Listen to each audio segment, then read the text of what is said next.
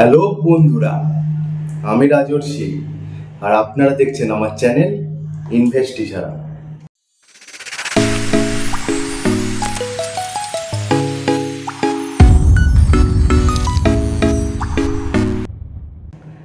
আজকে 12 তারিখ, 12ই মে 2025, সকাল 10টা 3। আর আজকে আমরা যদি ভারতীয় মার্কেটে নিফটি 50 সূচকটা দেখি, তাহলে এখন নিফটি 50 ট্রেড করছে 24,699,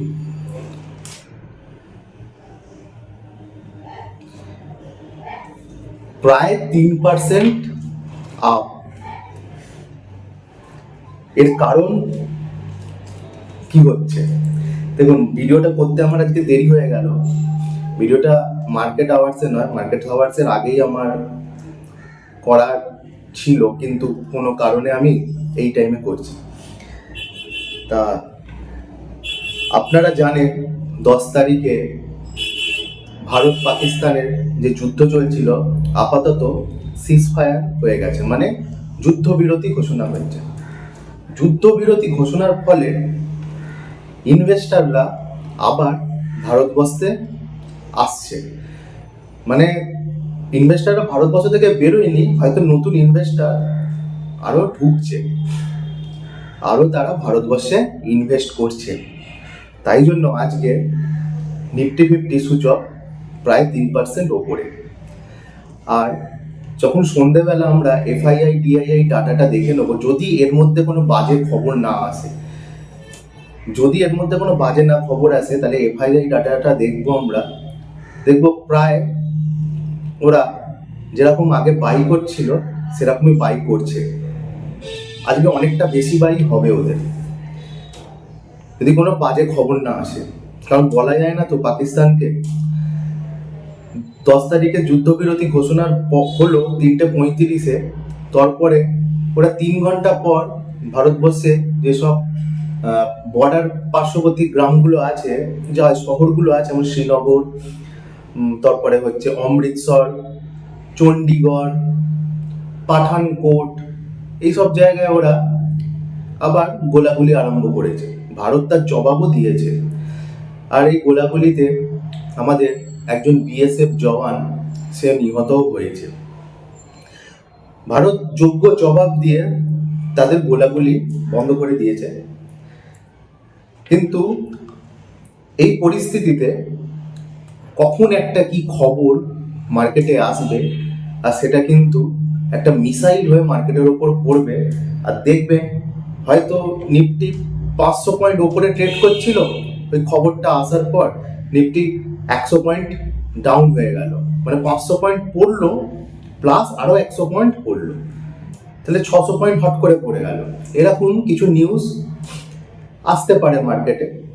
তাই জন্য আপনারা ওভারনাইট ট্রেডটা নেবেন না। মার্কেট প্রচুর ভোলাটাইল, যেগুলো ইনভেস্টমেন্ট আছে আপনাদের সেগুলোকে নিয়েই আপাতত কাজ করুন।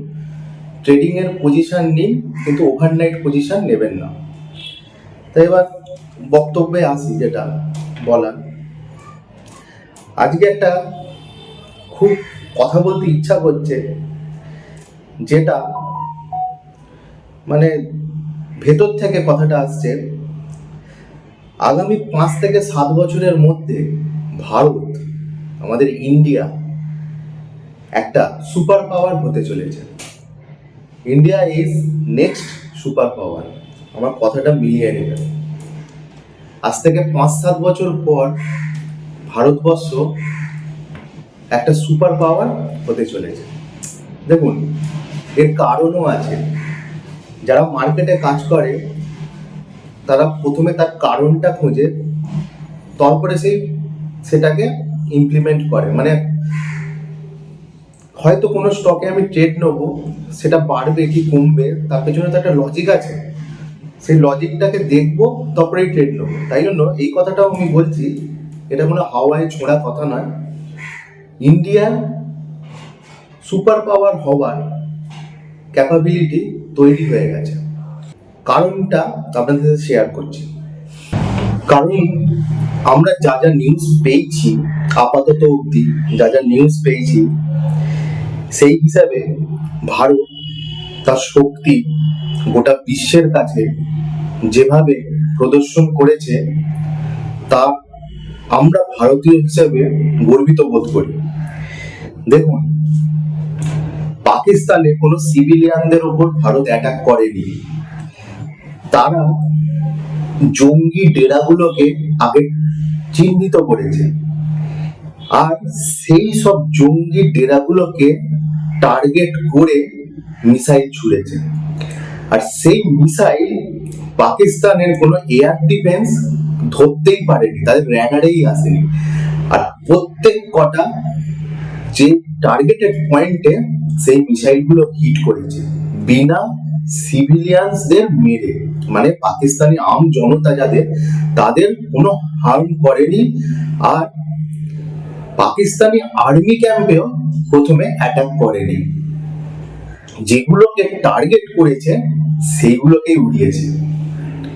অনেকটা ইসরায়েল হামাসের মতন। ইসরায়েল যেমন টার্গেট করে করে জঙ্গি ঘাঁটিদের উড়িয়ে দিয়েছিল, তাও অনেক ওখানে ক্যাজুয়ালিটিস হয়েছিল, কিন্তু ভারতবর্ষ দেখিয়ে দিল যে শুধু জঙ্গি ঘাঁটিগুলো, যেটা তারা বলেছে জঙ্গি ঘাঁটিগুলোই আমরা উড়াচ্ছি, সেই জঙ্গি ঘাঁটিগুলোই উড়িয়েছে এবং প্রপার টার্গেট করে ওগুলোই মেরেছে। গোটা বিশ্ব কিন্তু এই অপারেশনটা আমাদের দেখলো, অপারেশন সিন্দুর। আর আমি ভারতীয় হিসাবে খুব আজকে গর্বিত বোধ করছি, এইভাবে একটা অপারেশন ভারত ইমপ্লিমেন্ট করলো।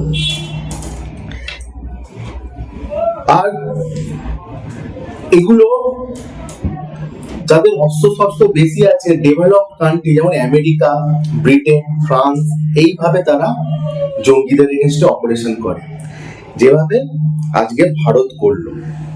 তাহলে ভারত নিজের শক্তি প্রদর্শন বিশ্বের কাছে দেখালো আর নিজেকে সুপার পাওয়ারের পথে অনেকটা এগিয়ে গেল। আর যদি ভারতবর্ষ সুপার পাওয়ার হয় 5 থেকে 7 বছরের মধ্যে, তবে ভারতবর্ষের মার্কেটের যে সূচক নিফটি 50, সেও সুপার পাওয়ারের মতো বিহেভ করবে। এটা কিন্তু এখন যে ইন্ডেক্স দেখছেন, এই ইন্ডেক্স কিন্তু থাকবে না। এই নিফটি 50 আজকে যে 24,600 দেখলাম, এতে থাকবে না। আমরা যেটা টার্গেট করে আছি 2030-এর মধ্যে নিফটি 50 50,000 যাবে, ক্রস করবে। তা হয়তো আপনারা আমরা যদি ভারত যেভাবে এগোচ্ছে সুপার পাওয়ারের দিকে, তা হয়তো যদি এরকম চলে 5 বছরও টাইম লাগবে না, হয়তো 2 বছরের মধ্যে ভারত তার নিফটি 50 সূচক 50,000 চলে যেতে পারে। মানে আরো ফাস্ট হবে কাজটা, আরো ফাস্ট হবে। যেটা 5 বছরে যাওয়ার কথা, সেটা 3 বছরে চলে যাবে। আর যদি 3 বছরে মানে যদি নাও যায়, যদি সেরকম হয়, অন্তত 35,000 তো যাবেই যাবে। যেভাবে ভারত তার শক্তি প্রদর্শন করছে গোটা বিশ্বের কাছে, যাবেই যাবে। আমাদের আকাশ, ব্রাহ্মোস মিসাইলের ক্ষমতা আর ডিআরডিও তৈরি বারাক 8, এইগুলো, এই যে এত ক্ষেপণাস্ত্র, এগুলো ভারতীয় ক্ষেপণাস্ত্র, এর প্রচুর ডিমান্ড বেড়ে গেছে। প্রায় 17টা থেকে 20টা দেশ ভারতবর্ষের কাছে এই মিসাইল, এই ক্ষেপণাস্ত্রগুলো ইনকোয়ারি করেছে। মানে আপনি ভাবুন, শুধু ভারতবর্ষ একটা জঙ্গি গোষ্ঠীকে মেরে শেষ করলো না, ভারতবর্ষে যা যা সামরিক ক্ষমতা, যা যা সামরিক ওয়েপেন আছে, সেগুলোরও একটা বিশ্বের কাছে মানে দেখালো যে দেখো আমাদের কি কি আছে। আর সেই দেখে গোটা বিশ্ব স্তম্ভিত। আর অনেক দেশ এই সব ক্ষেপণাস্ত্র কেনার জন্য ভারতবর্ষের কাছে এগিয়ে এসছে। আকাশ, ব্রহ্মোস আর পারাকেইটে প্রচুর ইনকোয়ারি এসছে। আর আগে এইসব ওয়েপেন গুলো আমাদের কিনতে হতো, অন্য দেশ থেকে আমাদের কিনতে হতো। এখন আমরা এইসব ওয়েপেন গুলো নিজেরাই বানাবো, বানিয়ে আবার বেচবো। তাতে সরকার মনে করছে যে 1 বছরে যদি এই প্রজেক্টটা তৈরি হয়, মানে ইন্ডিয়া যদি তার সামরিক অস্ত্রশস্ত্র যদি বাইরের দেশে বেচতে পারে, তাহলে 1 বছরে প্রায় 50,000 কোটি টাকা টার্নওভার আসতে পারে। এটা একটা পজিটিভ সাইন। তাহলে একটাই কারণ সুপার পাওয়ার হবার, আর একটা কারণ নিজের শক্তি প্রদর্শন, গোটা দেশ দেখলো। আর ভারতের পেছনে কেউ লাগতে আসবে না। কালকে আমাদের রক্ষামন্ত্রী রাজনাথ সিংহ ঘোষণা করেছে লখনৌতে তারা একটা ব্রাহ্মোস ম্যানুফ্যাকচারিং ইউনিট বানাচ্ছে, যেখানে ব্রাহ্মোস তৈরি হবে। হঠাৎ করে তো ইন্ডিয়া তার ম্যানুফ্যাকচারিং ইউনিট একটা তার পেছনে ইনভেস্ট করবে না, এরকম তো নয়। ব্রাহ্মোসের প্রচুর অর্ডার আসছে, তার জন্য আলাদা করে লখনৌতে একটা এর ইউনিট বানাতে হচ্ছে। টোটাল যদি আপনারা দেখতে থাকেন, ভারতবর্ষ কিন্তু এবার সামরিক অস্ত্রশস্ত্র অন্য দেশকে বিক্রি করবে।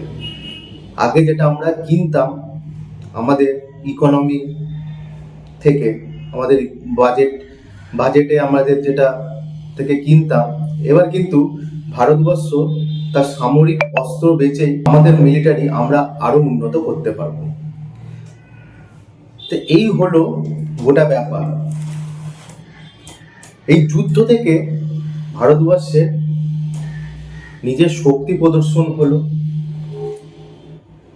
বিশ্ব মানচিত্রে ভারতবর্ষের সম্মান আরো বেড়ে গেল। আর পাকিস্তানের ভেতরে ঢুকে জঙ্গিগুলোকে টার্গেট করে, জঙ্গি গোষ্ঠীগুলো যাদের টার্গেট করে তাদের উড়িয়ে দেওয়া, এটা সহজ ছিল না। এতগুলো পয়েন্ট হওয়ার জন্যই কালকে যখন সিজ ফায়ার ঘোষণা হলো, তারপর হঠাৎ করে আজকে মার্কেট বুম হলো। মানে ফরেন ইনভেস্টররাও ভাবছে ইন্ডিয়া নেক্সট সুপার পাওয়ার, ইন্ডিয়ার ইন্ডেক্স আর এরম থাকবে না। ইন্ডিয়ার ইন্ডেক্স কিন্তু ভবিষ্যতে, মানে যেটা আমরা 5 বছরের ভিউতে আমাদের যেটা 50,000 ছিল, নিফটি 50 যাবে 2030-এর মধ্যে 50,000 যাবে। সেটা যদি এইভাবে চলতে থাকে, এই সিচুয়েশন যদি চলতে থাকে এরকম, আর যদি যুদ্ধ না হয়, তাহলে ওটা গোটা 2-3 বছরে 50,000 চলে যাবে। গোটা 2-3 বছরে 50,000 ইন্ডিয়া নিফটি 50 পেরিয়ে যাবে। আর সিজ ফায়ারটা হলো যখন, মানে যখন ঘোষণা হলো যে পাকিস্তান যে পাঁদরামিটা করলো গোলাগুলি চালিয়ে, তা ভারত একটা ডিসিশন নিয়েছে। সেটা হলো এর পরে যদি ভারতবর্ষের মাটিতে যদি কোনো জঙ্গি অ্যাটাক হয় কিংবা টেরোরিস্ট অ্যাটাক হয়, তাহলে সেটা কিন্তু ভারতবর্ষের এগেনস্টে যুদ্ধ, অ্যাক্ট অফ ওয়ার। এই কথাটাও গোটা বিশ্বের কাছে ভারতবর্ষ রেখে দিয়েছে। তা এইবার জঙ্গি গোষ্ঠীগুলো আস্তে আস্তে বুঝে যাবে যে এটা আগের ভারতবর্ষ আর নেই। ভারতবর্ষ কিন্তু অনেক এগিয়ে গেছে, শক্তিতেও এগিয়ে গেছে, কূটনৈতিক চুক্তিতেও এগিয়ে গেছে। তা বলা যেতে পারে অপারেশন সিন্দুরের হওয়ার পর ভারতবর্ষ কিন্তু গোটা বিশ্বের কাছে একটা স্ট্রং পজিশনে আছে, আর এই স্ট্রং পজিশনটা আগামী দিনেও থাকবে, আরও স্ট্রং হবে। আর যারা আমরা মার্কেটে কাজ করি তারা অন্তত এই কটা দিন, এই যে যুদ্ধ ব্যাপারটা চলছে, এখনো তো যুদ্ধ শেষ হয়নি, আর আমাদের গভর্নমেন্ট থেকেও এখনো জানিয়ে দিয়েছে অপারেশন সিন্দুর কিন্তু এখনো শেষ হয়নি, এটা কিন্তু চলছে। তা যতদিন এই ওয়ার সিচুয়েশনে আমরা আছি ততদিন কিন্তু ওভারনাইট ট্রেড না করাই ভালো। দিনের দিনে কিনে বেচে বেরিয়ে যান, ইন্ট্রাডে করুন, তাও ঠিক আছে, কোনো ওভারনাইট পজিশন নেবেন না। হ্যাঁ, আপনারা কোনো স্টকে যদি দেখেন ভালো দামে আছে, ঠিকঠাক পজিশনে আছে, ভলিউম বাড়ছে আস্তে আস্তে, সেই সব স্টকে ঢুকুন, সেই সব স্টকে ইনভেস্ট করুন কম করে, কারণ খবরের উপর এখন নিউজ ভিত্তিক মার্কেট চলছে, ঠিক আছে? কম করে কম কোয়ান্টিটিতে কিনে রাখতে পারেন। আর আজকে কোনো টেকনিক্যাল কিছু আলোচনা করলাম না, মার্কেট নিয়েও কোনো আলোচনা সেরকম করলাম না, কিন্তু পরের ভিডিওগুলোতে আপনারা অনেক কিছু দেখতে পাবেন। পরের যে আমি যে 3টে করে ভিডিও আমি সপ্তাহে দিই, 3টে করে ভিডিওতে